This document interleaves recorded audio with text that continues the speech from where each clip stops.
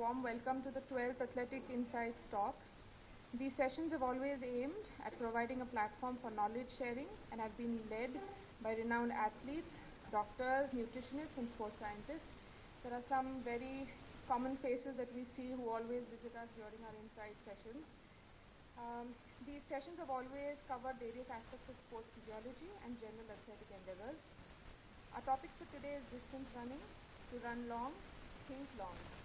And I'm pleased to introduce our speaker, Anand Hadwane. He's running since 2004, but ran his first half marathon only until 2012. He has come a long way since, no pun intended, and believes that any runner can get better at the sport by approaching it in a more structured fashion. He has been actively contributing back to the running community by helping create more educated runners. He was the first speaker at Athletic Insights event way back in 2013, where he talked about running physiology. He also delivered Athletic Insights SCMM race execution talk in 2014. Being a science graduate himself, he prefers approaching running as a science and practicing it with a touch of art. He is often caught saying, random training leads to random results. His personal bests are 1 hour 29 minutes for a half marathon at Delhi and a 3 hour 20 minutes for a full marathon at Mumbai. In a world that seems largely driven by external validation and that's fueled by social media, Anand is a humble individual whose preference of staying off the radar defies his potential, his experience, and his achievements. We are truly pleased to have him back with us for our speaker for the day. We are all looking forward to an insightful interaction with you, Anand. Thank you.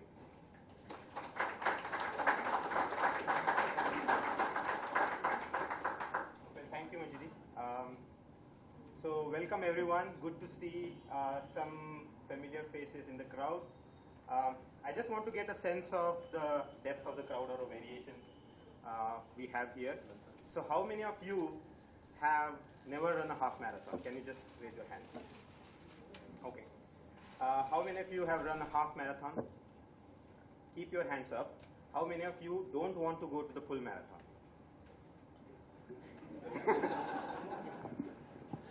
Okay. And obviously I can't do the math online, so how many of full marathoners? Okay, so we have quite a good variety. Some of you who are experienced runners, you would find that this talk covers some of the topics which you already know, but it's a very good reminder to ourselves, and I myself revise these things. We tend to forget in the heat of the moment what the basics are. So it's good to go over the basics of long distance training, and we'll come to that. But for the beginners or who have absolutely no experience, by the way, distance running, who knows why is it called distance running? Or what's the definition of a distance running event? Okay, so theoretically, any event which is more than a 3 mile, 5 kilometers, is considered long distance running. So you would see the track athletes don't actually fall into this distance running event. So anyway, so as I said, think long to run long makes sense. You are doing a long distance event. Why to think short term? So I give this nice little cartoon that you have to be like this. I'm still running. I may be a tortoise, but I'm still running. I have a long way to go. So what's the agenda for today? So as I said, we need to first understand why are we here, right? And it's not just learning about the distance running. What's the importance of setting the goals? So I think one of the taglines which we put in the event summary was that you should have a goal, otherwise it just becomes, or a plan for a goal, otherwise it becomes just a hope or a wish, right? We don't want to have that. Setting goals is important, and it's definitely required to have a goal, and it can be an elephant. So basically setting a low goal and beating it is not fun. I mean, you can know that I can complete a half marathon easily, and then you would give a target which is far inferior to your capabilities, and you will build it or build upon it, which is not the idea here. So we'll talk about these terms which are probably not familiar to the beginners, but we'll come to that. And then we'll go about your racing season, right? So planning your races and how to go about breaking down your calendar basically into various phases and how to address those phases. You would see, and believe me, running, if you look on the web, you will have tons and tons of information, right? But knowledge is what you have to weave through the different threads. So you have to put the things in perspective. I've tried doing that here. Take it as an executive summary. Some of the things which I absolutely cannot go into the details, and you would see why, but we'll have the bullet points for those. And obviously, we'll probably keep on evolving these lectures or discussions or offline talks, etc. So anyway, so as I said, some of the questions runners are faced with can be categorized as a black and white question, right? A typical black and white question is, do you like running? Very straightforward answer. I like running, I don't like running. Maybe is not an answer, right? You could give that answer saying, yes, I do like, I don't like. Do you like to get better at it? Again, there's a black and white answer to that. Most of the, as we are all humans, we want to progress and etc. So most of the times the answer is yes to this question. And obviously, do you get happy if you beat your goals, etc.? Obviously, there is a black and white answer to that, right? But that's not what we are here for. We are here for some gray questions, right? So what are the typical gray questions here? Why do you want or even want to run? You could find n different answers depending on whom you ask, right? So that's one of the questions. Do you know where you want to go, say, in X years from now? There's again a gray answer. Some people say, yeah, I want to do a half marathon or a marathon, etc. Some people say, I'm not sure, I've just started. That's fine.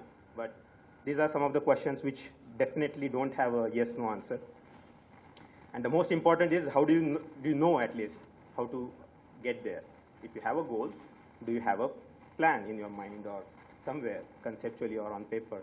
How do you want to go about it? So we are going to tackle the rest of the questions actually at the bottom here. So as I said, let's set the context right. We are not talking about sprinters. We are talking about the people on the right. These are the distance runners, endurance runners. And do you think they would be approaching the training in the same way? No, right? So definitely when you look up for the information or the way of training, there are different energy systems, and I would encourage you to go and watch the Athletic Insight first lecture about running physiology. There are different aspects of physiology which you need to tap to get better at the event. So you should first know what your event is, right? So having set the context right, let's come to the goal setting. Most of you or most of us start with a goal saying, I want to lose weight, which is perfect, right? I mean, you would not find a runner who is like overweight and etc. It's natural to lose weight. So that's a very good starting point for somebody to saying, I want to lose weight, so I want to start running or take up running. And it's very easy to do. Wherever you're traveling, etc., it's very easy to maintain. So maintain general fitness. Obviously, it's a great cardio exercise, overall a whole body exercise. Then some of us may have specific goals. As I said, some of the distances mentioned here. Or complete an Ironman. You're moving up, and you will find some crazy goals here. But the idea being is, I can say I want to qualify for Olympics. That's fine. I mean. Nobody was born saying you cannot qualify for Olympics and you can, right? Somebody discovered on the way saying, oh, I can qualify for Olympics, right? So let's not rule that out. So sky's the limit. So basically, you are limited by your own thinking sometimes. You don't know what your capabilities are. So it's good to explore and say things out loud and basically bounce off your friends and guide or mentor, etc., saying, what is my potential here? So in terms of short-term and long-term goals, we should be aware of a human trait here, right? And so that's what I said. Knowledge is power. You should know this, that as humans, our decision-making is actually governed by very short-term addictions and temptations, right? This is a human trait, that your long-term goals are put on the sidelines when you see a short-term temptation, right? A short-term attraction. So know this. It applies directly to running. I mean, it's very easy to lose your way by looking at what is happening now. But if you have a clear vision where you want to go, you would probably not yield to some of these short-term temptations or goals. So again, as I said, going back to the long-term goals, you can think big. This is actually a trick playing on your mind. And you can play this trick saying, hey, I want to climb an Everest. Say I'm preparing for Sinhagad or whatever, Parvati. But I want to set the goals right so that at least, as they said, dream of the stars if you want to land on the moon, right? As long as you know that what your fallback plans are. Again, set ambitious goals, but again, those should be being human realistically, right? If you say I want to run a full marathon in 1 hour 30 minutes, that's not humanly possible, right? So ambitious with a asterisk, right? Being human. What it does is actually it helps in establishing your training philosophy. Once you know what your goal is, then it's very easy to charter out or flesh out the parameters which you want to achieve your goal with, right? And it also evaluates or gives you a chance to evaluate your strengths and weaknesses for that event. So as I have been saying to many of you, that we don't lack speed. What we lack is speed endurance. If I ask you to run 50 meters, most of us probably will cover 50 meters in around about same time, right? Not big difference. What we lack is, can you continue with that speed? So speed endurance. So the distance running events are actually about speed endurance. Can you hold that speed for a long time? So that's something, some people have natural speed, some people don't. Some people are good endurance runners, but they don't have speed. So you have to evaluate and work on those differences or other weaknesses. So as I said, it gives you a clear direction and the structure to training, what to target, right? What energy systems to target.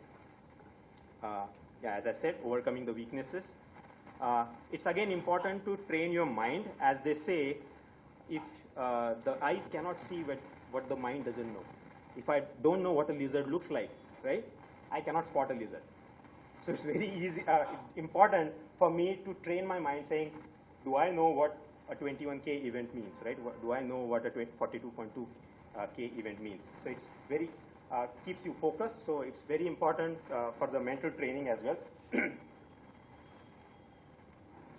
Again, the gentleman on the right, and these are some of the points when you are embarking on a long journey, like this gentleman. Then there are some of these quotes actually you should keep in mind, that you should first follow your passion. Anybody, I mean, most of the runners are passionate about running. That's for sure. Nobody is doing out of just like somebody said that you should run and they are going out. It comes from within. That's what my observation is, and I think you would agree. So be prepared to give work hard and sacrifice.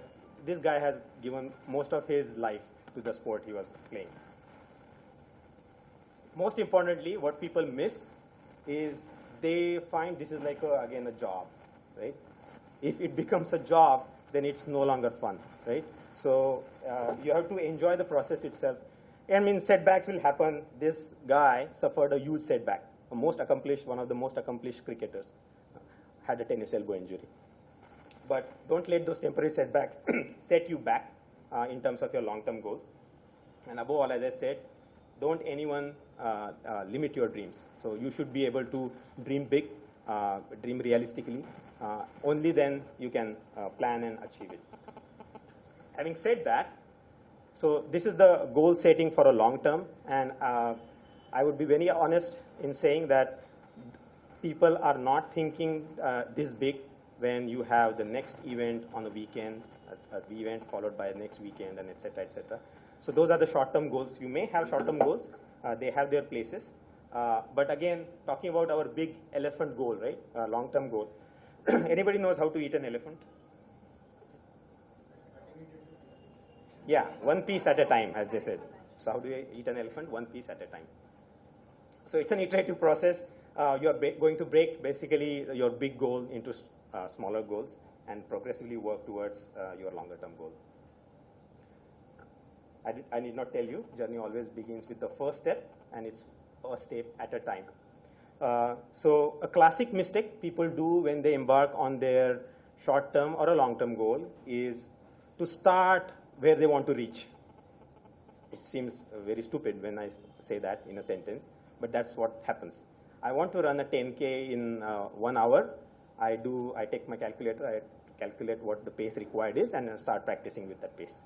That's not the correct way of going about it. It's actually you should start from where your current level of fitness, right? So I should be running at a pace or speed where I can currently run, and I'm going to get better at it, and that's how I will evolve. So a classic mistake we see is to start where you want to reach. So in terms of a short goal. Too much too soon, that kind of syndrome, again, as I was referring to the events, it's very easy to get caught in the heat of the moment. There are events fortunately or unfortunately, earlier we didn't have so many events, but now there are so many events that you want to take part in each of every event, and it becomes too much of everything. And you get caught in that. There are peer pressures. My friend is running. My friend says, "Kuch nahi hota hai, aao jao," types. And there are places for giving in for such invitations. But again, don't fall to that peer pressure. Again, a question to ask yourself is, are you a victim of fit syndrome? Anybody knows fit syndrome here? I'm making this up, so doctors. So this is the fit syndrome, Facebook, Instagram, and Twitter. It so happens that people run for these. And you would nod your head. And I'm pretty sure people know this. It becomes that. And a more addictive version is a Garmin Connect and a Strava, right? So people run for that. If those websites are down, probably people will not run, right? So don't fall prey to fit syndrome. You should be aware of this. Actually, it can get really addictive. In terms of short-term goals, and I don't want to give you a management talk. I know some of you are from IT sector or management sector. There are called SMART goals, right? Small, measurable, attainable, and etc. But it falls actually pretty much into that. But a measurable goal, they should be a measurable. I want to get better at it. That's not a measurable goal. I mean, tell me what do you mean by I want to get better at it, right? Set some, and I'm going to show a sample of what is a good goal to have. People do a classic mistake when we actually do race planning or target planning for people. It's actually having only one goal, and if they miss it, it's a black and white, and that's again a motivation or demotivation, black and white. We don't want that. You actually should have A, B, C goals. So maybe A is your stretch goal, B is your attainable goal, C is maybe it's not your day kind of goal, right? So you should have a varying type of goal, and while in the event you can see what the goal is attainable. There are many factors on that. It will depend. Continuous evaluation of your progress. That is again something people lack in terms of when they embark on a short-term or long-term goal planning, is they start with something and they don't revise. Their fitness is improving, but they're not revising their paces. They are not revising their workouts and things like that. So it's pretty, I mean, you're losing out on all the fitness gains you are gaining. So that's one of the mistakes. So continuous evaluation is absolutely necessary. It may mean like a fortnightly or a monthly review of where you are. And it shows, actually, you will start feeling yourself. But people do that, but people don't go back to the drawing board and revise their plan, right? They think this is my plan and that's it. That doesn't happen, actually. You have to revise your plan. It's an iterative process, as we saw in one of the slides. So as I said, it's the same thing, adjust things on your go. And workload, you have to plan your workload judiciously, in the sense, we'll come to that soon. But I was talking about a SMART goal, that I would like to run a half marathon in 2 hours 5 minutes. In 4 to 6 months from now, I can run a 10K in, say, about an hour today. That's a pretty smart goal to have. I know my capabilities, what I can do today. What I want to do is reasonable. I know it's like doesn't translate directly into a 21.1K, what my current time is, but given some time, and again it's measurable and time bound, 4 to 6 months. I'm giving myself 4 to 6 months. I'm not keeping it open. Sometime hoga. It's not like that. So you have something to plan against, right? So it's a smart goal to have. By the way, if you have any questions, please hold on to your questions. I would really like you to note down your questions, and if somebody can note them down for us, that would be good, because there's quite a bit of material I want to cover before I run out of time. So we'll definitely have, and I'm told that we'll have Q&A at the end. We'll have sufficient time for that. Periodization. How many of you have heard of this term? Okay, that's quite a surprise for me. I was hoping that people would have heard this term. But periodization is actually a very important part of your training.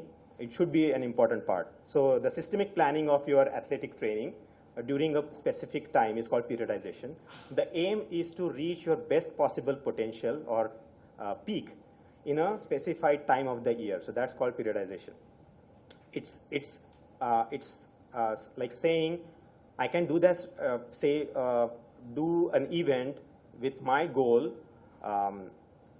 say 3 months from out from the event, but I don't want to because I want to peak at the right moment, right? So I will not run some of the crazy paces, which I can currently, but I will not. I will hold back, right? That's the idea of going through the cycles and such that at my event, the pace looks like a cakewalk for me. So as I said, progressive cycling of various phases, and we'll see what these phases look like. So as I said, peak at the right time, progressive overload, and this is where the next slide actually would make it more clear. If you don't overload the system, then you won't get the response what you want.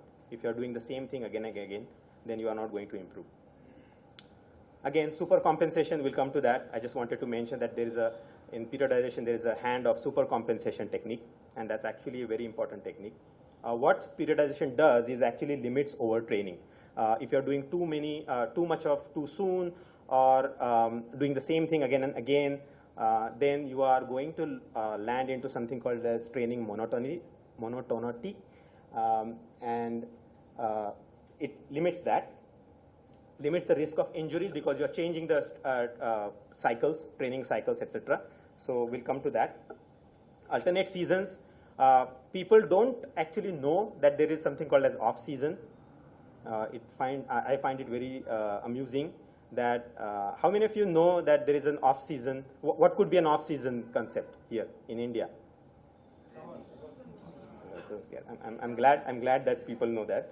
But so typically, if you ask me what's the end season or end of a running season, then typically Mumbai Marathon actually marks the end of the season. From there, actually, you will see that the summer starts and etc. And there are other events, but I would treat Mumbai Marathon as my calendar year end, and probably will start my calendar year again back in June, July, or whatever, August with say Hyderabad Marathon or whatever. So there are off and on seasons, and you should be doing some things in the off season, and obviously we'll come to that. So coming to the technical terms here, and we'll explain that. So there are something called as macro cycles, which are further divided into mesocycles, which are further divided into microcycles, and we'll see what they look like. So as I said, periodization is about varying the training stresses. If you are doing same thing again and again, that's not good. Anybody from the stock market here knows FDI? That's not what I'm having in mind. It's not foreign direct investment. It's frequency. How often are you stressing your system? What's the duration? How long are you stressing your system?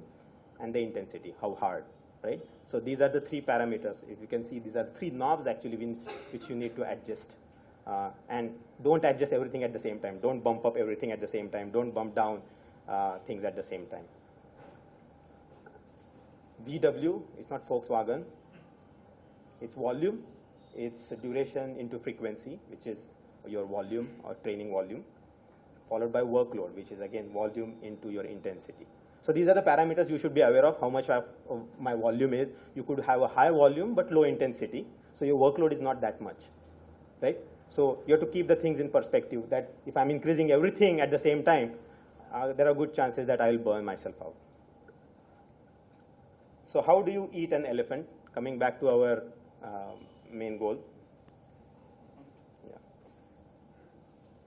So if you see your goal, whatever it is, so say run a full marathon or whatever, then it actually should be divided, ideally, into multiple seasons. So think of a goal which actually spans multiple years, right? We are talking about a season, a running season, which actually means you should have a goal where I want to reach something. Consider our earlier slides where we talked about big goal, right? Say I want to run a 3:30 marathon or whatever, right? That's my big goal. I want to get there, and there are intermediate goals. Don't limit yourself to, say, I want to just run a 4-hour marathon or a 4:30 marathon, right? My big goal is actually 3:30, but I'm getting there through some of the intermediate goals or steps. So these are the seasons. A season can further be divided into different phases, and these are the color codes I'm using, but we'll come to that, what they mean. So this set of phases in a particular season is called the mesocycle. Each individual phase itself is called, a macrocycle, and each individual phase is called the mesocycle. And I've not shown the microcycle, but consider or imagine a phase of 4 weeks, and each week is actually a microcycle. So consider that, so you're building from bottom up through these mesocycles. So going back to the macro cycle, which is again, as I said, the pink circle, I'm not sure if it's visible, but the set of phases in a season. We're considering now a season. We made sure that our goal is spanning multiple. It's not going to get achieved in one season. Probably at the end of the season 4, I'm going to get to my goal. But for, say, season 2, I have these phases to go through. So simplistically speaking, there are 3 phases. I can break this into a preparatory phase, a competitive phase, and a transition phase. Unfortunately, most of us do competitive transition, or maybe not transition, competitive to competitive, that kind of phase, right? So, and you will see that it's not just these 3 phases. We can actually drill down into these phases, what they look like. So let's go on to the preparatory phase. A preparatory phase can be broken down into 2, base and a build phase. We'll come to that. I'm just breaking down the picture for you, so you get a good idea of where everything is fitting in. Coming to the competitive, after you have done base and building, you go and do a peak phase. As I said, you are targeting an event or a race or whatever, your goal, intermediate goal, and you would do a taper. So I think most of you know what a taper is, but it's just a reduction in your volume before your main event, so that you are fresh for the event. You are not burnt out when you go on to the front line of the race. What would be the next phase between taper and transition? Anybody? Yes, the race and your recovery. Yeah, the race itself, right? Don't miss that. So we're targeting something. So it's actually the race, right? So you will give your best at the race after you have done the peaking and tapering, and then you will transition. Transition itself can again be broken down into rest and recovery. So it could be an active recovery where you are doing, say, easy jogging, easy cycling, swimming, etc. You are doing just plain rest, taking massages, and etc., etc. If you are an elite athlete, maybe. So this is actually the picture. This is how, frankly, how many of us think in this fashion? Probably very few, right? That breaking my goal or breaking my short-term or a long-term or season into one of these phases. Multiple races, as I said, the bucket with an asterisk, I don't recommend multiple races, but if you have to, for whatever reasons, and if you have the ability to, so this comes with an asterisk for that you are very experienced, you know how it feels, you are very experienced in recovering for a marathon effort, etc. Some of us who are running for the first time, they would feel that the recovery is not so quick as you would expect in a half marathon. But if you know that, then actually you can bypass and you have tons of base. Basically, you have been running for decades, right? You don't actually are going to get benefited much by doing base again. Then you can actually do a build phase followed by a peak and followed by a taper and a race again. So this is how you can adjust this macro cycle. Super compensation. This is not super compensation, but a fat paycheck. Everybody loves a fat paycheck, so that's something we want to achieve in terms of training. When we are training, we are supposed to get better, and there is a special technique called super compensation. And it's not actually a groundbreaking technique. It actually was discovered by a Russian scientist in 1949, 59 decade. So in sports science theory, let me read it out for you. Compensation is the post-training period that's highlighted, during which the trained function or parameter, whatever your training function is, could be of speed or your endurance, your lactate threshold or whatever, has a higher performance capacity before when you started with, right? So the good question to ask is, then what is a post-training period? that's something which we don't do, is called rest. Most of us do not rest. We are active people, we are Fitbits, right? We are actively moving around, etc., etc. But that's not the idea. So you will see why. Should repeat in your head that exercise actually reduces your fitness. So whoever tells you that exercise केल्याने तुमचा fitness वाढतो is actually telling a half truth. Immediately your fitness is reduced. Rest is required to gain the benefit from the workout, right? So when you say, I did a workout, actually your workout does not finish until you have rested. Think in that term, that my workout is actually including a rest as well.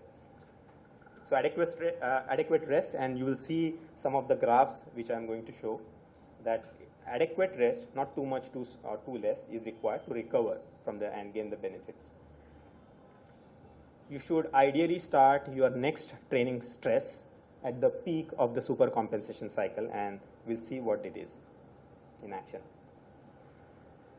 So consider this. On y-axis you have your fitness, on x-axis you have time and you're exercising. You apply a training stress. You did a workout, for example. Guess what happened to your fitness? It went down. You give some time, basically you're resting, maybe an active recovery as well, but you recover, basically. What happens is your fitness comes back to where you were, and then it starts rising. The body is adjusting that ये बंदा मुझे ऐसा करेगा next time, so I'll better be prepared. So I'm actually going to get better. So my next curve actually goes up. My fitness goes up. That's the super compensation we are talking about. What if I don't do anything here? I'm just still again resting. I'm not doing any training stress. Actually, I fizzle out. It's a detraining, right? I don't get any benefit of this. What instead you should be doing is actually applying the stress when at the peak of the super compensation curve. So we apply the training stresses where it's indicated in this diagram. And look what's happening to your overall fitness graph is going up. And again, this is a symbolic presentation. You will obviously take a downtime after this. It's not like going infinitely up. So adequate rest causes this. Now let's see what causes inadequate rest, right? So if you are not giving inadequate rest, what I mean by that is there is a fine line between resting for recovery and inadequate rest. You could be recovered completely, right? So if I go back, when the graph is cutting from below, that's where you are completely recovered. But you are allowing some time to get back to your super compensation benefit, right? So let's see, a typical response when you give inadequate rest is actually you will see less or no benefits. And people say, oh, I have worked out and I don't see any benefit. Let me work out more. The idea is actually opposite. You should be adding rest, right? What is missing is rest. So people do the exact opposite. So it's a key principle, as I've been telling. It's for any sport, actually. For any sport, for getting better at it, you could apply the super compensation. So the definition itself in sports science says that training or function, a parameter, you are applying the super compensation function to it. Again, to know that different levels of stresses require different recovery. So you would imagine that a hard workout takes a long time to recover from, whereas a less intense workout takes less time. So as I said, look at what is happening when I give adequate rest.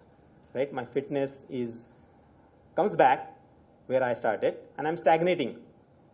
I'm giving recovery. You asked me to rest, so I'm resting in between. But no, you are not reaping the benefit of the super compensation. You are just stagnating. And obviously, one can imagine what if I work out every other day. My fitness is going down. I'm not giving any, even it to come back to the levels where it was when I started, right?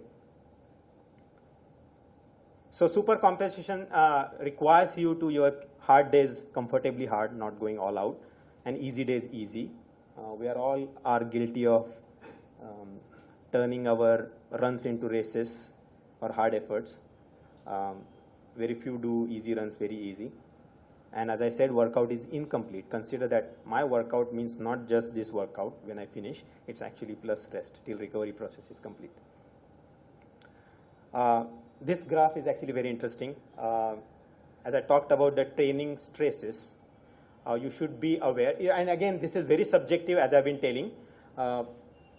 It's up to an individual how quickly he or she recovers from a training stress. A beginner may not recover that fast, and it will come over time. You will get a fair idea of where your fitness levels are, and this actually for a person also, it will change depending on the fitness levels, right? So if you are not stimulating your system with an intensity which is required to even cause the supercompensation, you will see the first graph here. I'm not sure if this is visible. So you are not actually getting the supercompensation benefit. Your stimulus is low.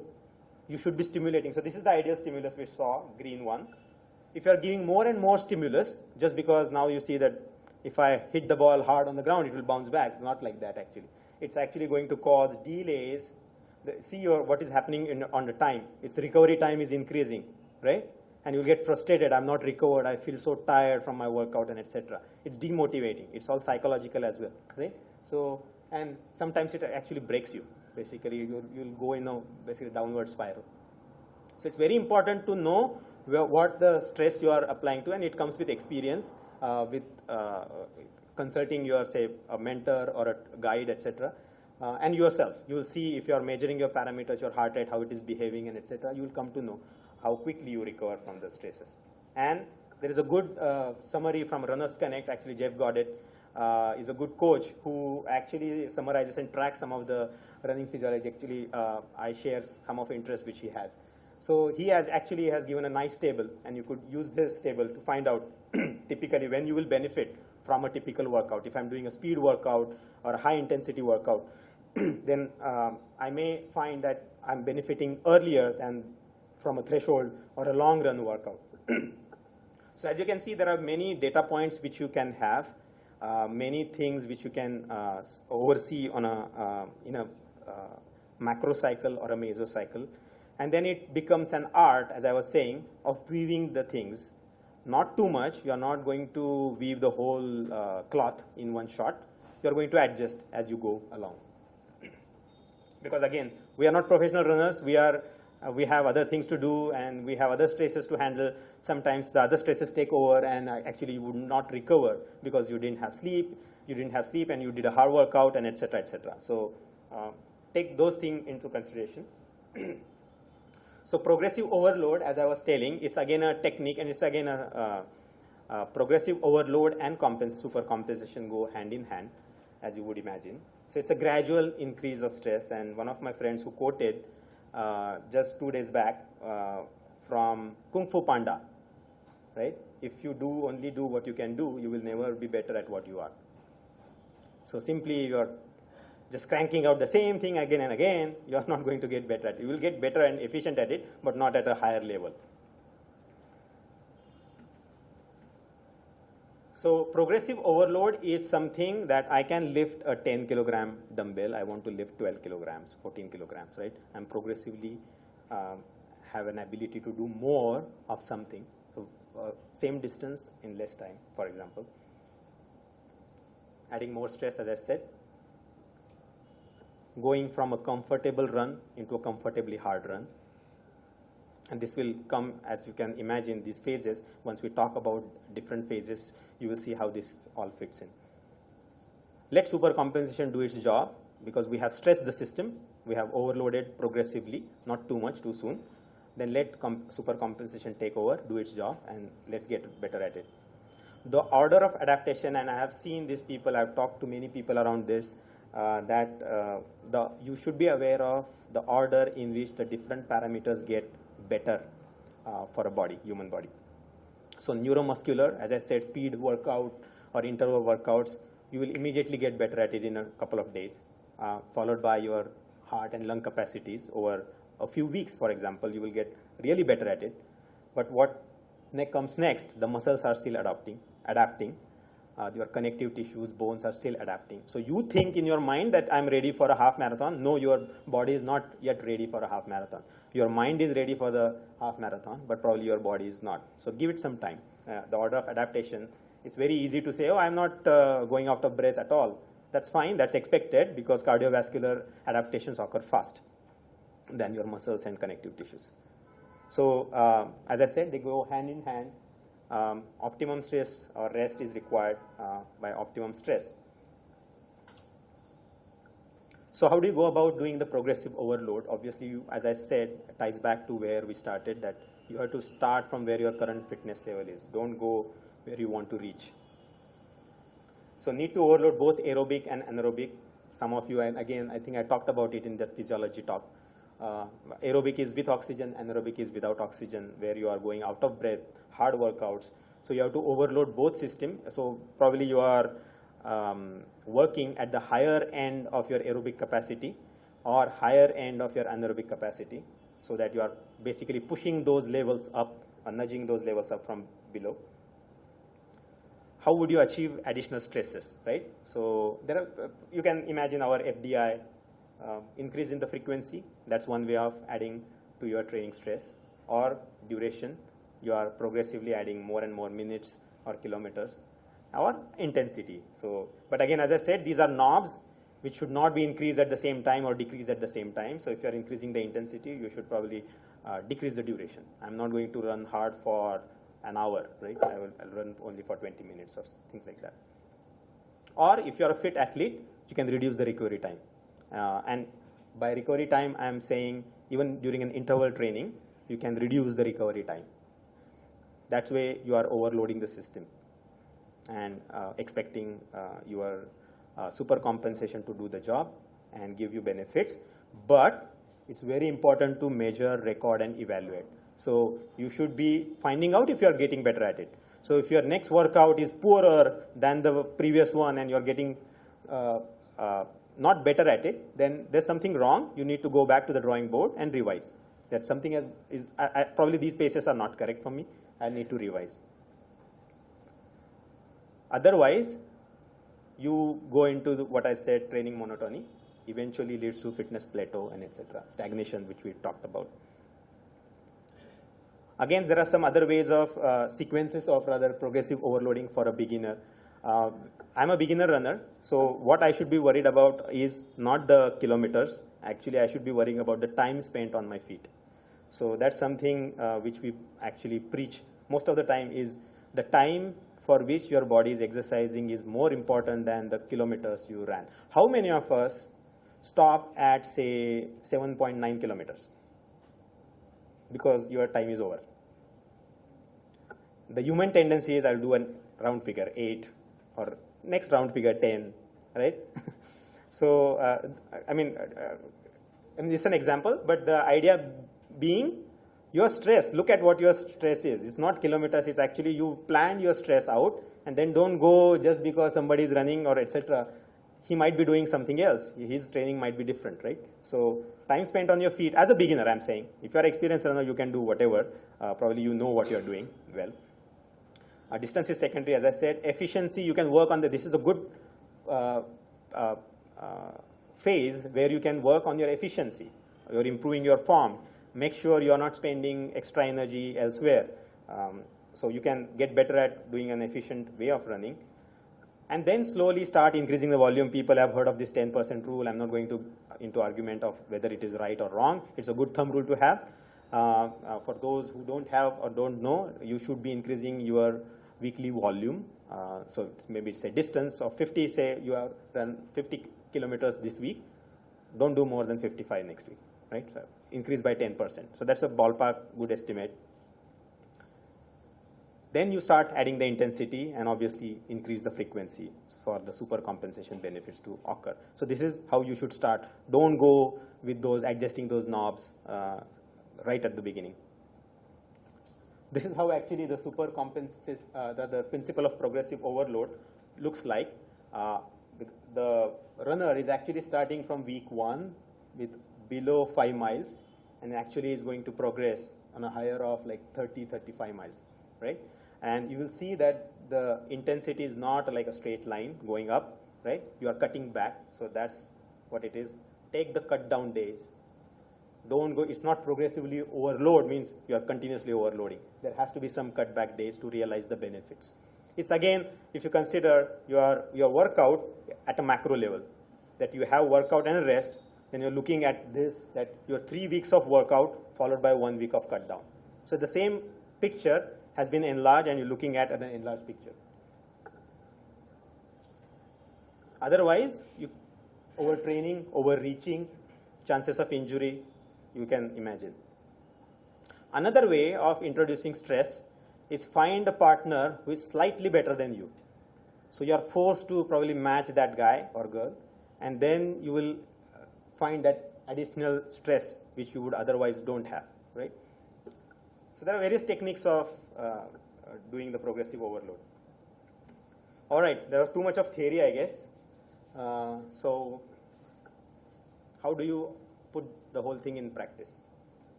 I found a very funny line here. In theory, there is no difference between theory and practice, but in practice there is. So it's true, as I've been saying, this is all theory. Every individual is different. Every individual reacts differently. I mean, I probably sound like a doctor, but every patient is different, right? So like every runner will respond differently to a different workout, and you should be aware of that. He's doing the same workout, I'm doing the same workout, why am I not getting better, right? Because you are a different individual, right? So keep that in mind. Having learned all this theory, all these techniques, it becomes a very individual approach on which you should be planning your calendar. And your is underlined. There is a racing calendar. You can go to marathonindia.com or whatever. There is a racing calendar. But what is your calendar? Right? You should be looking at your calendar and planning your calendar. As I said, look at that previous slide where we split the goal into seasons. Which season are we into? So know your season. Am I at the beginning of my goal, my long-term goal? So knowing where I am. So if I have, say, I already achieved a 2-hour half marathon, then probably I should be looking something beyond 2-hour half marathon. Shouldn't be doing the same thing again. Historical performances, they are important with some caveats. Your recent times matter more because we all age.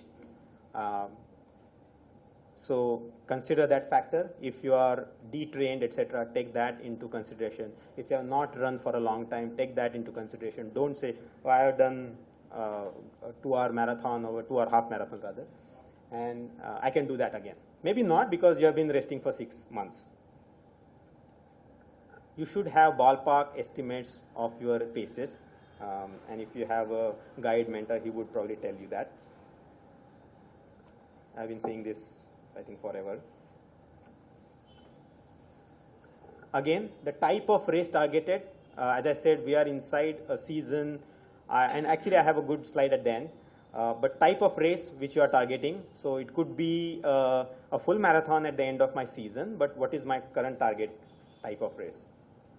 Time available, obviously, as I said, the events are so lined up these days that you have to actually pick a proper event to have some training in between. Choosing or designing rather a training plan.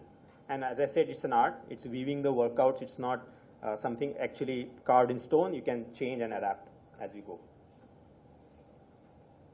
Choosing races, again, I have been saying, and we'll see that in a moment, that you should align it. So people have heard of tune-up races, right? So that's not actually your main race, but there is something which you are practicing. Rangit Talim Jala Manto. So that kind of stuff. So align it with your goals. Set realistic target goals. One of the mistakes people do is in terms of doing calculation in terms of minutes. I did an improvement of 220 to 210. Now I want to do 210 to 2. That's 10 minutes, 10 minutes. Sounds like a good progression. It's not. It's actually a logarithmic progression if you think about it in terms of effort required. So calculate in terms of percentage. If you look at the percentage of your paces on which you are increasing, it's actually safe to calculate percentage and put, say, a very advanced runner can actually improve only 2 to 3%. A very, very well trained runner can actually aim at, as you are getting better and better, actually your improvement becomes harder. So talk in terms of percentages, not in terms of absolute minutes. Choose your distance wisely, as I said. If I'm targeting a full marathon, then I shouldn't be just practicing 5Ks. A, B, C races will see that on a calendar, that even if you have multiple races in mind, probably a couple of them, then you should have your season divided into those appropriately. And people will probably start hating me for this. Say no to random races. The keyword is race, not the run. So say no to random races. You can run. That's my next bullet. You can run for fun or to motivate. I'm not saying don't run because it's not on your workout calendar, etc. You can run for fun. Nicely, our event organizers keep various distances, 5K, 10K, 11K. But people are hell-bent upon doing the 21K, 21K, 21K. Why would you want to do that, right? If you have a 10K and if your workout calendar is saying that you can do a 10K, fits nicely, you are motivating someone to run with you, etc. He is getting some benefit out of running with a somewhat faster runner, right? So plan it that way without just thinking I register for 21K. Whatever the event, I always register for 21K.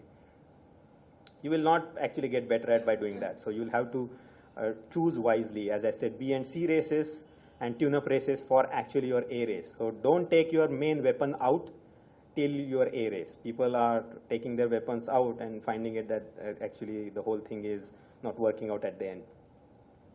Run shorter races. Obviously for 10K you should be probably saying, are my 5K times aligning with my 10K times, right? So to make that of a judgment call, then you should run shorter races. Again, don't hate me. Racing assumes peaking. If you look at that graph, or rather those macro cycle, race means actually you have gone through that peaking cycle. If you have not gone through the peaking cycle, then, and I've said this enough number of times to people, you cannot stay on the Everest for a long time. There are a few minutes. I mean, I actually went and checked out. A Sherpa has been on the peak for 21 hours. But for mortals like us, it's 10 to 15 minutes, not more than probably that. So you cannot remain at a peak of a mountain or peak of your fitness for a long time. You should accept this. Many people don't accept that you cannot remain in peak shape all the time. Even elites cannot remain in peak shape, right? So lack of peaking, because you short-circuited everything, you will produce demotivating results. Demotivating results will have missed PBs. Your personal best will cause, again, demotivation, will cause another missed PBs. And obviously your budget and time constraints if you're not able to travel to an event and etc. So choose your races with these parameters. Carving a training plan, it's, as I said, we know the science, but there is some art involved, many factors to consider, but at least you will have an idea of that I can break my season into various phases. There are various factors to consider, and these are the factors. Weeks before the race, obviously. Maximum weekly mileage, if I have never run, say 40 kilometers in a week, doesn't make sense. So maximum I can attempt is probably 40 or 50 or 45, right? So you should identify or know where your capacity is. Have I done speed work? Many people even don't know speed work. So if you know, and if you have done it, well and good, you should plan your training such that the speed work is accounted for. If not, then am I doing fartlek kind of workouts where I'm varying the intensities or paces and etc. Or I can keep adding strides to keep my leg turnover throughout the season. It's fine to not do speed work, etc. But if you want to do reap benefits, then obviously these workouts make sense. What is my maximum long run distance? What I have done. So for example, if I'm preparing for a full marathon or a half marathon, I should at least I cannot say that I've run only 10K, right? I should be knowing what my maximum long distance run or times. It's good to, many of you may have read on the net that 3 hours is probably a make or break for a full marathon training. So even if you're a slow runner or a fast runner. Now if you're a fast runner, if you ask say Wilson Kipsang to run for 3 hours, he'll probably exceed much more the distance than for a marathon event, right? So it's actually either a maximum time, depending on if you're a fast runner, adjust your time, right? Or if you're a slow runner, adjust your distance. And a taper required, depending on what race it is. Marathon would require more taper than a half marathon. I've been saying this for the last 10 minutes. As I said, you can consult a more experienced runner friend, philosopher guide, etc. See if my plan looks right to you. So again, just to keep the things in perspective, these are the things which we are going to look into. What's the structure? Burj Khalifa. What do you think is the most important part? Base. It was very obvious. So base actually is the phase where you develop aerobic conditioning. Again, I will request you to check out our physiology talk. I have talked enough about that. It's a foundation. All your fancy workouts, show-off workouts can wait, right? It's very non-sexy kind of phase, so people don't pay attention to it. But the focus is on building mileage.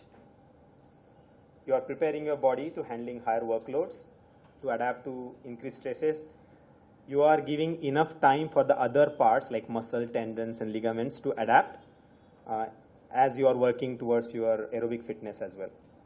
It's actually the key parameter to your successful running career or a long distance career. I would not say sprinting, etc., but having a huge base is actually going to propel you like anything.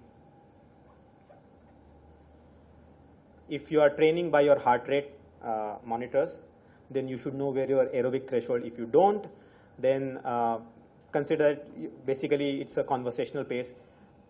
The pace at which you are running, you are no longer able to utter a full sentence. That means you are overdoing it. Probably slow down. You are crossing your aerobic threshold. Easy runs, I've been saying long, slow, or steady distance, stride, fartleks, just to keep the system in check, that you are not becoming a slow, efficient runner, right? You want to become a fast, efficient runner. So the strides and fartleks, these workouts actually will make sure that you are not slow and efficient. Endurance foundation. Again, you can take this time to work on your correcting form and more efficient way of running, because the whole purpose of this base phase is to maximize your base or the foundation. Who knows this person? Okay. So base phase is the most neglected phase. Fortunately or unfortunately, it's also the most rewarding phase, but it's most neglected. As I said, it's very boring. It's the most boring phase to have. But as Warren Buffett says, you only find out who is swimming naked when the tide goes around, right? So when the tide turns, when actually things become difficult in a race, you can make out this guy probably missed his base phase. He doesn't have that aerobic capacity to carry you through, right?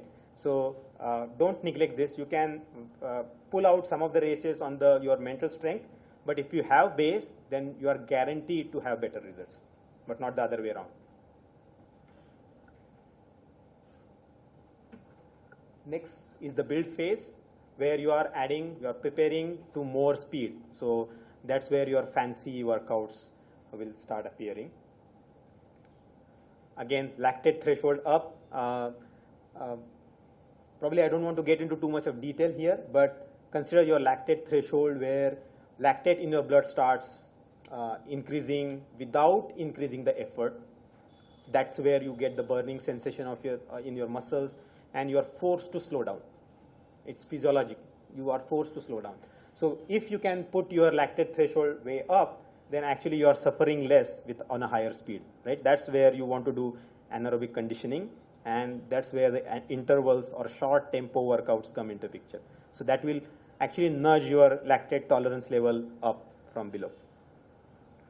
This also adds to muscle endurance because you are doing high speed workouts in addition to building mileage.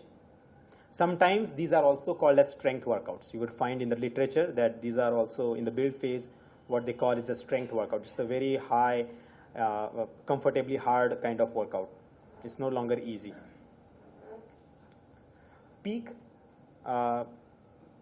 basically peak for an event as much as you can simulate the condition. So it simulate, and you will see simulation in terms of race specific things like goal pace. So I want to run at some pace, calculated pace. Can I run that? Or how much I can run with that pace?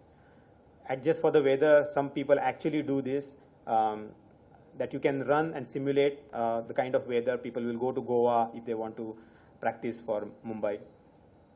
Time of the day, obviously you cannot be practicing in the evening or in the afternoon if you are targeting a morning race. Course, terrain, obviously if there's a hilly terrain like your Hyderabad marathon, then you would probably want to do your race specific running on a similar terrain. Apparel, whatever you want to wear in the event, etc. Basically you can go crazy on simulation here.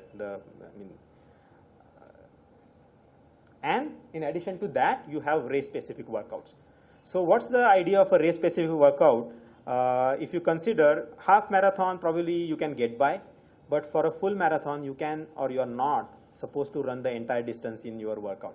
So it becomes actually, for a first time marathoner, it becomes a mind game saying, what's there beyond, say, my long run, right? What's there beyond 30, 32 kilometers? So if you can simulate those conditions, what would I feel in those last 10 kilometers? That's where we want to go. I don't want to run the full distance, but I want to experience how it feels like. And if I can experience repeatedly, then I can probably, my body understands, my mind understands that this is the distress kind of distress I get in those, or would get in those last 10Ks. And how would you go about doing that? So basically surges. You would see elites doing this, that they do this to break the other opponent, etc. But while doing a comfortably hard run, you will surge. I mean, you will add a kilometer or two at a higher pace, right?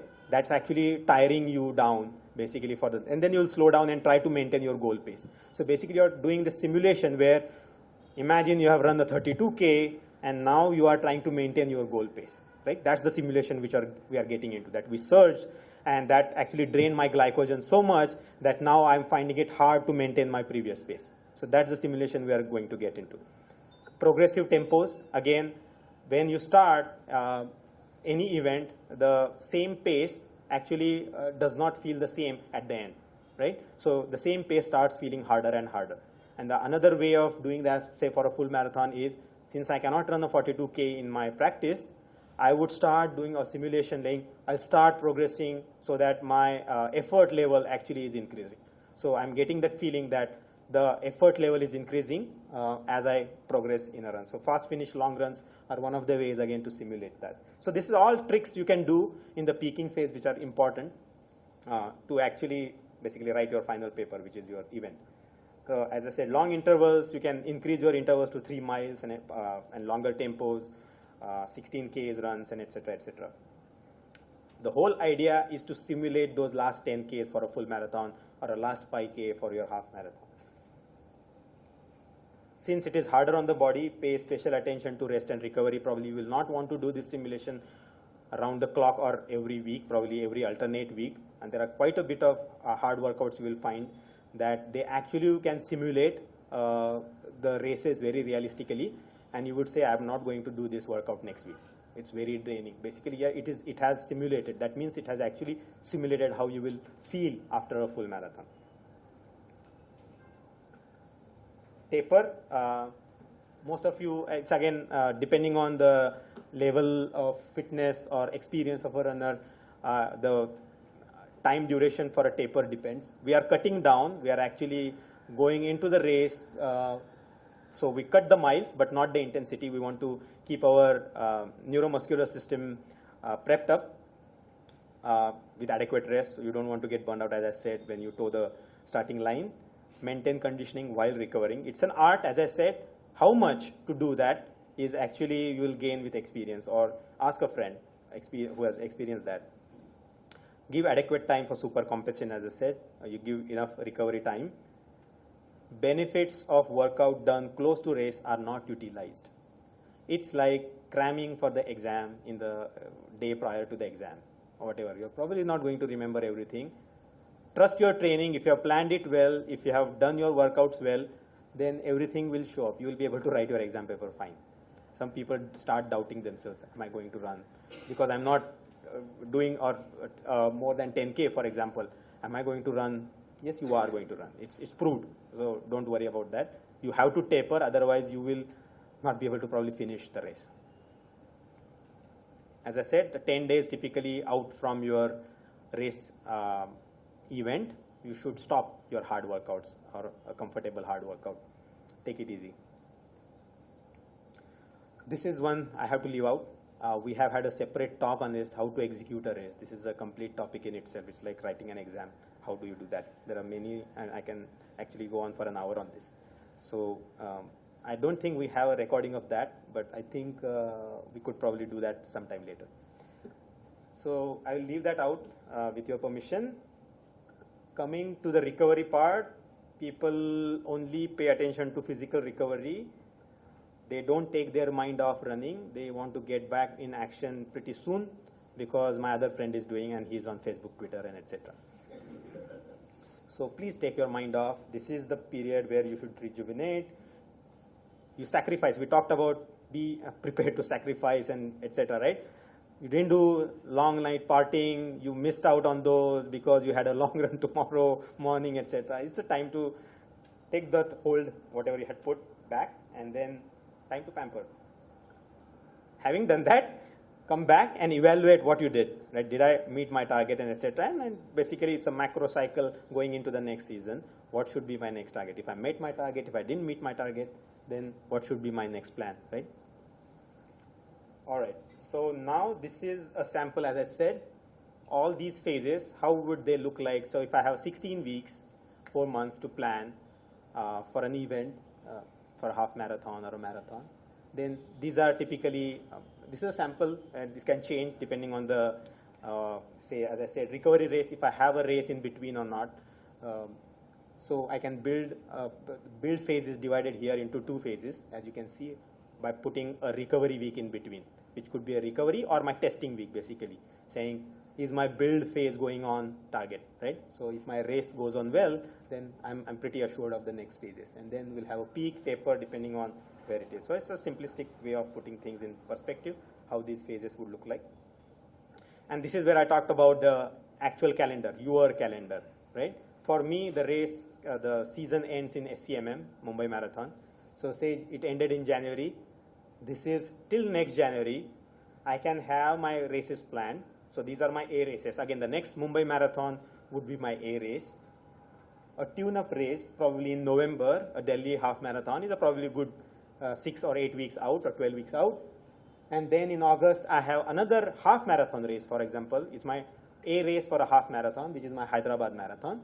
For that, I need to check if my 10K times are matching. So I have a 10K event, and it need not be an event. I can do a time trial for myself, right? That's my 10K event there. And then I have a baseline 5K fitness when I start my base building in, say, March, right? So where I'm establishing, as I said, know your ballpark paces, heart rates, and etc., right? Going into the season, what is my fitness level? If I've taken a break, what is my current fitness level, right? So if I do this backward calculation, then I'm having 2 races. These are my A races, these are my B races, and the whole thing looks well planned. And actually you can see that this is very much doable, right? And if you don't have this picture in front of you, it's just because it appears in your Twitter feed or Facebook feed, there is an event tomorrow. The whole thing doesn't make sense there in that case. You can continue doing that. But if you want to get better at SCMM and meet your targets, you better start planning this way. I hope I'm making sense. Again, I'm not going to go into the details of supplementary training. You can keep talking about it, and we keep talking about it. Cross training, obviously there is a need for that. Strength training, because you need muscles. You just don't need heart and lungs with which you run. So flexibility, stability.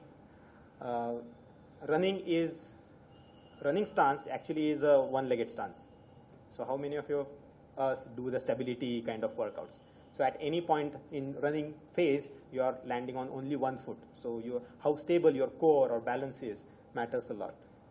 You can go nutrition, foam rollers, and we have been telling people to use this year long because it adds to your suppleness of muscles and etc. for your long-term running success. And again, I really have to leave this out.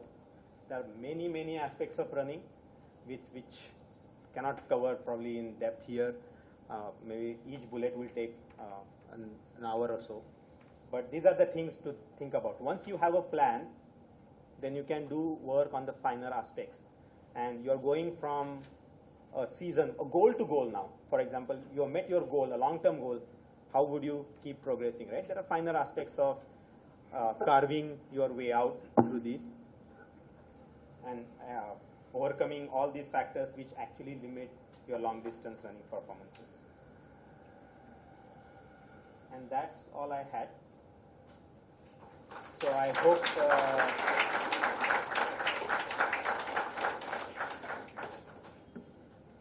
so we have 15 minutes for Q&A. Yeah. Yeah, I'll repeat it.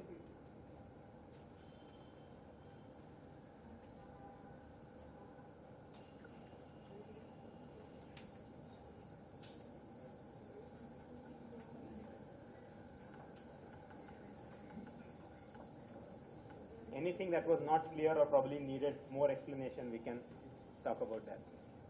I have a Yes. You mentioned in the long run, for the benefits which come up. So you said long run, out of the medium, the benefits come up in 4 to 6 weeks. Does that mean that you do a long run in 1 month? No. The question is if the long run benefits in one of those tables, and let me pull that table out.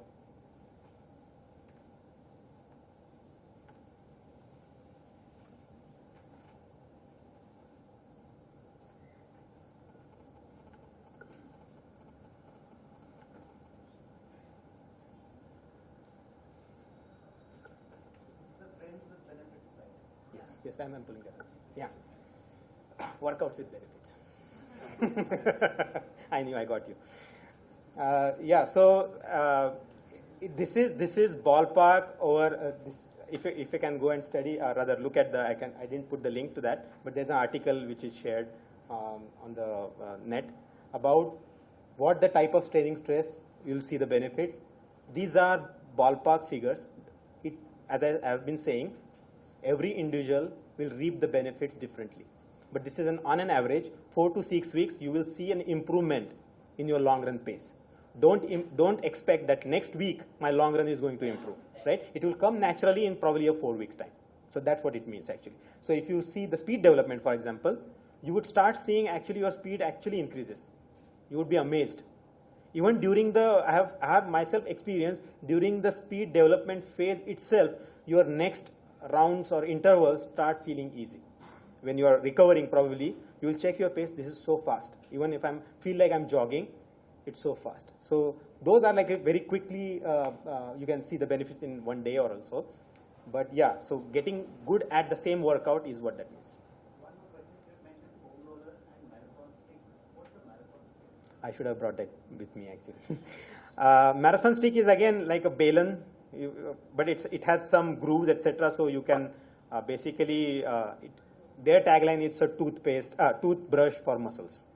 It's like a foam roller. It's a foam roller, but with your hand, basically you can target the areas which are difficult to target with a foam roller. And you can carry it nicely if you're traveling.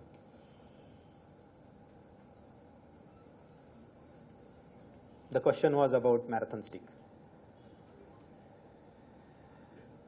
Yes. I'm very new to running. Yes. Recently, I have done 10 kilometers 2 times. My question is, can I plan for a 22-day half marathon in just 7 weeks? Very specific timing what I am having for preparation for Satara event. Is it doable or it is something crazy to think of? It is doable but not advisable. Yeah, I mean, you can pull it off on your mental strength, basically. If you see a Satara marathon, the question is, I have done a couple of 10Ks recently, 2 10Ks. And you are a new runner. You started running when? 2 months back.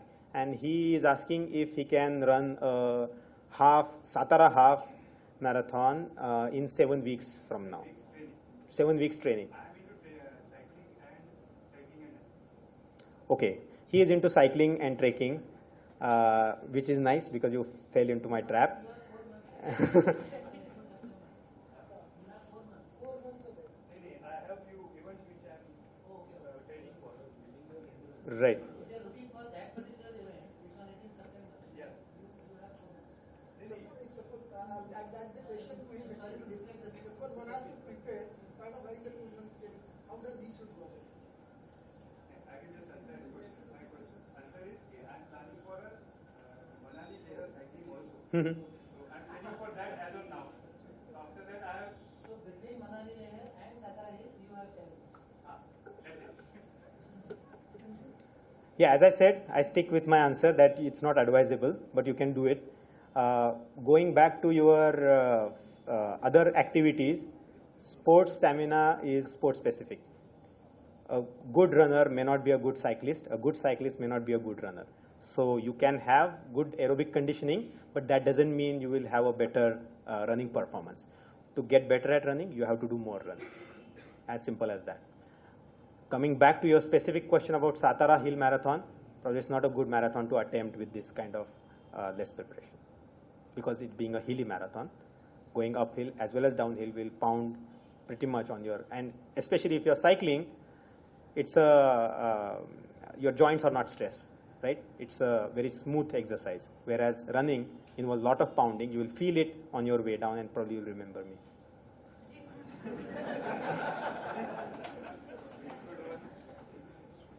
Yes. Currently, my pace is 3.5 hours for 21 kilometers. 3.5 hours for 21. I wish to run a full marathon, but should I attempt a full marathon first, or should I focus on improving my? That's a very good question. Thank you for asking that question. The question is, I am doing half marathon in 3 hours, excess of 3 hours, 3 hours 30 or 3:15. Whether I should go for a full marathon or whether I should do more of half marathon. Yeah. It's a no-brainer. You should get better at half marathon. Your half marathon actually is a good indicator of what you will do in a full marathon. If you want to enjoy the event and the full marathon event, I would advise you work towards your getting faster at your half marathon time. That will also give a chance to adapt to the full marathon. It's not it's not 2 times half marathon. It's 2 times plus X. That's X factor. You will remember me. So yeah, the straightforward answer is work on your half marathon. Don't even look beyond half marathon time. Yes. You said about 2 times plus X. Does it make sense to try to do negative splits or to try to even budget even times for the first half and the second half, or you just budget, let's say if you're a 2-hour half marathon, right?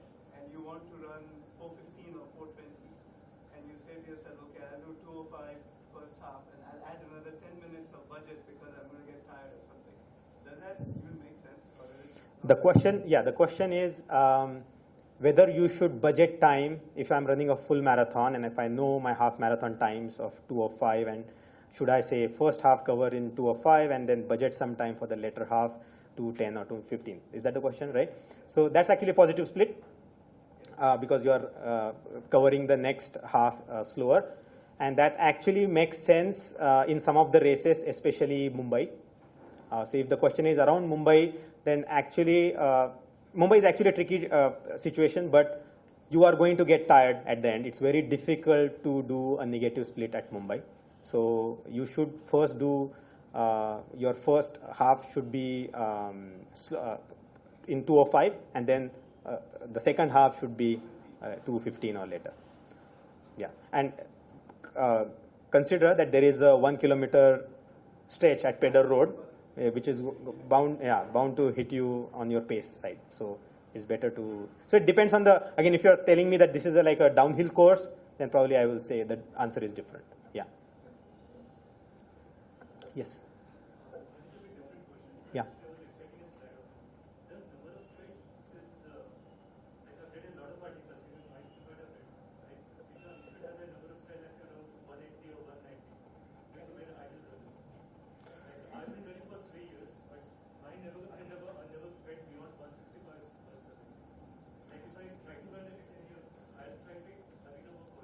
Maybe you can donate some of your strides. Okay, the question is, he has read articles on the web saying 180 steps per minute counting 2 feet. It's called cadence, your feet turnover in other terms. Should it be 180 or 190 or less, and etc.? The answer is, it's an observation, again quoting from Daniel's running formula book, that he observed that elites run at around 180 plus kind of cadence. So that's where this 180 term actually originated. If you look at the source of all these articles, etc., it's actually through a book of Jack Daniels, who's the running coach, celebrated running coach. My take on this is, I did not have 180 cadence, but I worked towards it for a couple of years, and it actually benefited me. So running with a high cadence is actually beneficial. Running with very high cadence, you will find it amusing, but there are people who by default run over 200. Believe me. And they have a hard time coming down from 200. Right? So actually you have a good problem to have, that you can take it up, and again, I don't know if you saw, probably this is not covered because it comes to your brain training. So are you doing, I don't know what you did for improving your cadence, but are you training your brain? Are you doing any workouts like, say, a jump rope, for example, for quick feet, for counting and making sure? Because it's actually the feedback path that your brain understands that a foot has landed, and the next instruction comes saying, take the foot out. How quickly this path is, right? How fit your neuromuscular pathways are, not your heart and lung.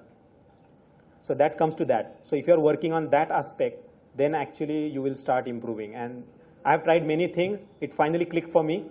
But as I said, if you can't do any improvement to your running in any aspect, the only thing to guarantee an improvement is work on cadence, because it takes out your heel strike automatically. If you're running with that cadence, it's impossible to strike the heel, basically. That will take out your shin splints and etc., all those injuries. Your posture will get corrected, etc. Everything will start falling in place. So that's probably, if you look at an elite athlete, he actually looks good, right? He looks like flowing. Look at their cadence. Their cadence is very high. I mean, they have a higher stride length as well, so it's a multiplication. That's why their pace is faster. But the sure short way to get at it, and it's again breaking the distance into smaller things. The smaller the part is, it feels easier. So if your cadence is high, sampling frequency, if you have higher sampling frequency, it's going to find that each individual piece is going to feel better. So I would advise you to actually work on the cadence. Don't lose heart. I have taken 2 years. I think you took 3 years, but I mean, you're still working on it. So please keep working on it.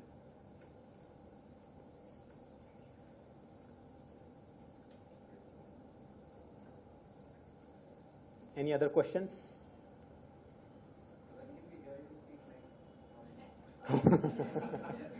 The question is, when can we hear you next?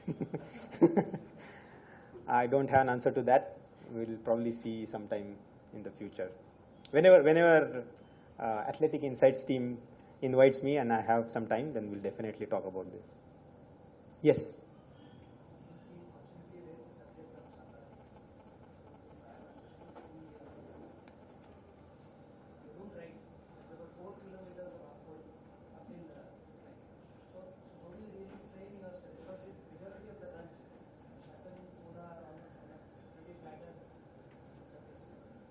Sinhagad.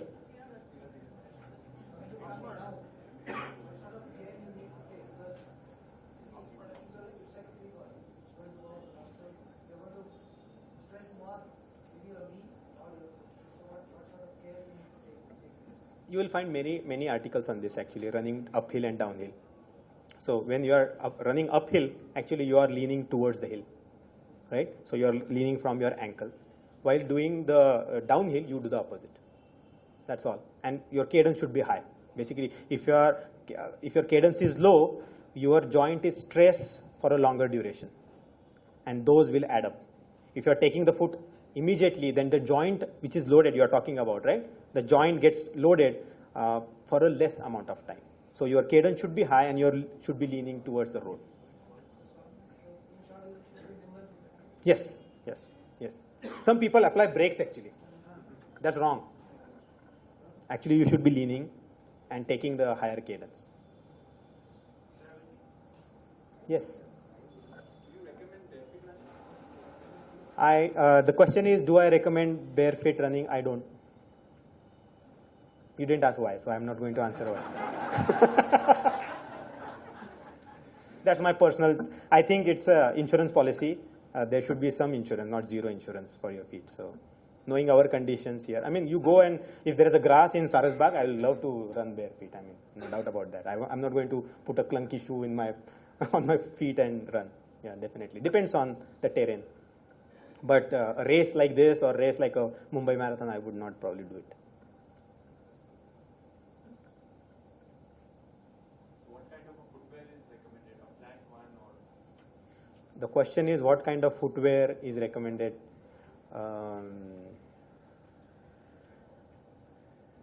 Maybe I'll share a document. I have a document on that. Yeah, the short answer is whatever is neutral. Don't get into the trap of overpronation, correcting shoes and etc.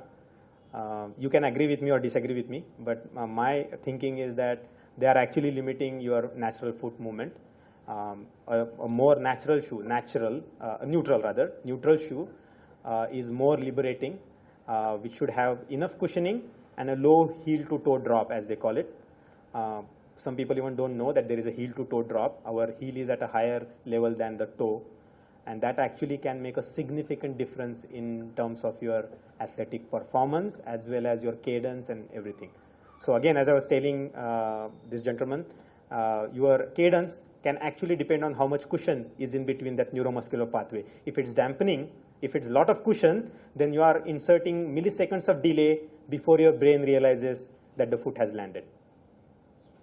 So it all depends on that. There are different models which are in the market, which fall into neutral category, which are good, which I would recommend. But again, there is, if you're not used to it, then you will fall into injury trap.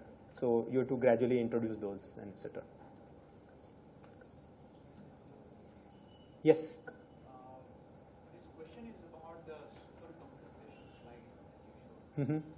So I remember a graph that you showed, workout, then a recovery, and then a super compensation. So how to actually identify that I'm completely recovered? Let's say I have a long run. Yeah, the same thing. This one, right? Yeah, exactly. So how to identify that I'm completely recovered, that I'm entering into a super compensation phase, and again that super compensation part is also occurred, and now I can actually do it. Okay. So the question is, how do I identify that I have completely recovered, I have given adequate rest, and I am at a super compensation peak? Because what happens that let's say I had a high intensity run, and I start recovering. Okay, I take a rest or something, let's say a couple of days off. I do a normal strength training, and I think I'm completely recovered. And when I hit the road, I again see some Niggles and etc. niggles and Yeah. everything. So Yeah. that means I'm not recovered completely. Yes. So good question. Again, I think I repeated the question, but the question is, how do I identify that I have reached or I am in that phase of super compensation? It is actually, as I said, this was a representative picture, and it does not apply to. It actually applies to any sport with any parameter. So it's not just. It can apply to your muscle strength as well if you're doing a muscle workout, right? So you can see that, I still cannot lift the dumbbell, right? So you can see that you are not still there. That's one part. Second part is your resting heart rate will show. If you have rested enough, as I said, how quickly your resting heart rate is going down basically after the workout, right? So if you have taken 2 days off, have you checked your pulse? That's a good measure to have, saying, is my body telling the same thing which my brain is telling, right? That I have recovered probably mentally from a hard workout, but is my body, as I said, there are some niggles and etc., or some stress in the body which will reflect in my blood pressure or maybe heart rate itself. And some of the watches actually will tell you what is the, and you can do that as well, that after a hard run, check your pulse, allow it to settle after 2 minutes, and you will see what is your recovery time, right? So what is your recovery time from a peak, how quickly you recover. As I think in the physiology lecture I mentioned this, how quickly you recover is actually the measure of fitness. So two persons might be running at the same heart rate, 180, they are going hard out, and they stop. And one person recovers in 1 minute, 2 minutes, they are checking their pulse. One person actually comes down to 100, the other person is at 120 and 130. You can clearly see who is fitter. Right? So that could be another measure. But again, it comes with experience, as you said, that over time you will realize that I have completely recovered mentally as well as physically. Yes. Again on that, Yes. basically, how do you figure out, okay, I've recovered? Because exactly that, I feel okay, now if you say that after 2 days, if I check my pulse will go back to normal within the same evening. So does that mean that I've recovered fully? Are you talking about yourself or? Same, I Okay. guess. Okay. But the fact is, I don't think next day I'm equally, when I start the run again, say I'm doing Saturday, Sunday, I'm quite sure in the evening I'm okay, my pulse is okay, but next day morning, of course, my legs tell me you're not okay. The point is, how do I know physically that You know, right? Your legs are telling you. how do I get on the road? That's the point. You don't get on the road. Again, I'm saying you are experiencing that. So actually, you are just testing if body is telling or not. You are probably going to get, as I said, there has to be a rest period, right? And again, I talk about, his question was about how to identify without getting onto the road, that I have recovered or not. Whether we have come to that supercompensation part of it, is it? Right. No. So again, I'll say the same thing. When you begin a workout or the next workout, actually you should, when you do a warm-up, etc., itself will come to know if you are mentally or physically recovered or not. Because I hope you are not doing or starting a workout without doing enough of jogging and warm-up. Yeah. So that will tell you, right? I mean, as he was saying, he immediately figures out that there are some niggles, some residual fatigue, etc., etc. And if you're doing other things like supplementary training, which we talked about, which actually we didn't talk about, but then there are good chances that you will recover faster. So that's another way of, but there is no yes and no or black and white answer to that, but it will come with experience. And you are getting it, we are just asking me a black and white question, which I can't answer. To add,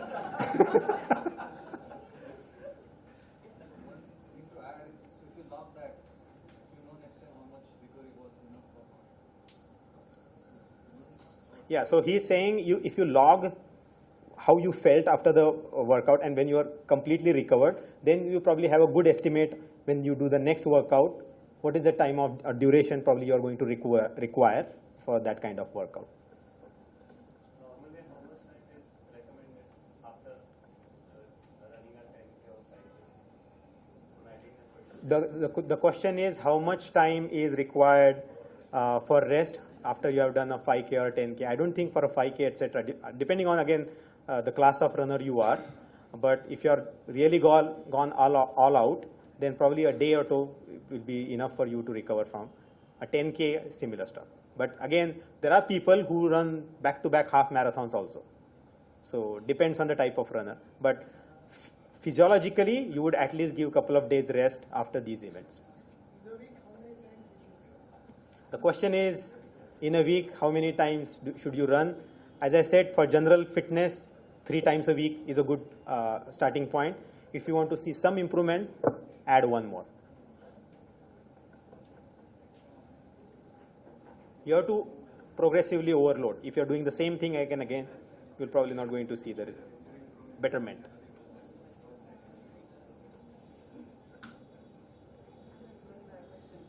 recently got injured, I don't know why, but Right. you had that injury.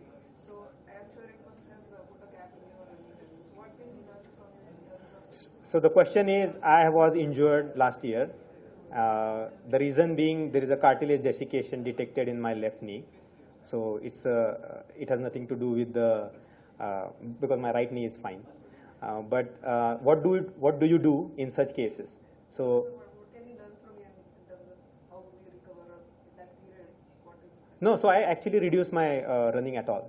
Totally stopped basically running. So just because I was a good runner or I could run good marathons or a half marathon, I did not press on basically. So I listened to the body. The first thing is to listen to the body. Body is telling you that something is not correct. So back off basically. Don't go by your head all the time. Yeah. That would be the only advice I could give. Breathing. What type of breathing?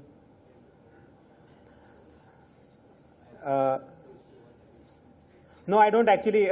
So he's asking about the breathing pattern, etc. Actually, I could never relate to those patterns somehow. Whatever comes naturally to you or to your body is fine, unless you are really finding it unnatural. I don't know, but I would recommend trying doing total nasal breathing. I have experimented with it, and it works. It actually keeps your heart rate in check. I have done many experiments with your heart rate monitor on, saying the moment I opened my mouth, my heart rate started creeping up. Maybe it's psychological or something which fed back into the heart rate, but I can see that the benefits of running totally aerobic, it's self-regulating again, that you will not push yourself hard. Because the moment you push yourself hard, you are forced to open the mouth. That means you are not doing aerobic training, basically. So if you want to do aerobic training, I would recommend doing a total nasal breathing where you don't open the mouth. That's an indicator. If you are forced to open the mouth, that means please reduce your intensity, slow down.